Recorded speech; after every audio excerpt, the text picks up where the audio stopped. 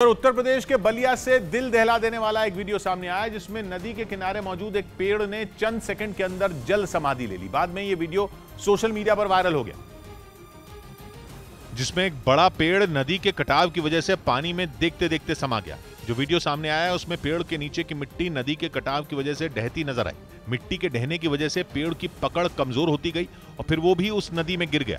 इस घटना को देखकर वहां हड़कंप मच गया और लोग अपनी जान बचाने के लिए पीछे हटने लगे।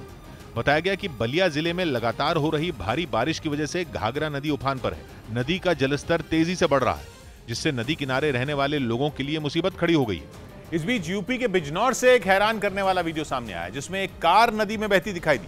बताया गया कि कार सवार 3 लोग हरिद्वार जा रहे थे। पुल के नीचे बह रही नदी के तेज बहाव के बीच फंस गया।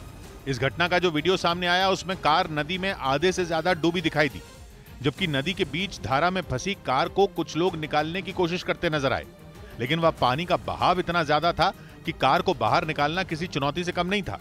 इसलिए कार को निकालने के लिए क्रेन को बुलाया गया, जिसके बाद नदी में बहाव कम होने के बाद कार को बाहर निकाल लिया गया।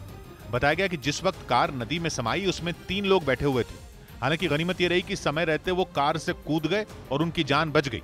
उधर हिमाचल प्रदेश के सोलन में आई भारी बारिश ने तबाही मचा दी, लेकिन प्रशासन के हाथ पांव तब फूल गए जब लगातार हो रही मूसलाधार बारिश के बीच छुट्टी मनाने गए 2 लोग नदी के बीचों बीच फंस गए और उनके सामने लहरों में बह जाने का खतरा मंडराने लगा, क्योंकि नदी की लहरें इतनी खौफनाक थीं कि उसमें पैर रखते ही वो चंद सेकंड में तिनके की तरह बह जाते। इसका जो वीडियो सामने आया उसमें 2 लोग नदी के तेज बहाव के बीच फंसे दिखाई दिए। देखकर ऐसा लगा जैसे नदी की उफनती लहरें उन्हें अपने साथ बहा ले जाएंगी। घटना की जानकारी मिलते ही वहां फौरन रेस्क्यू टीम पहुंच गई। इसके बाद उन दोनों को उफनती नदी से सुरक्षित बाहर निकालने के लिए ऑपरेशन शुरू किया गया।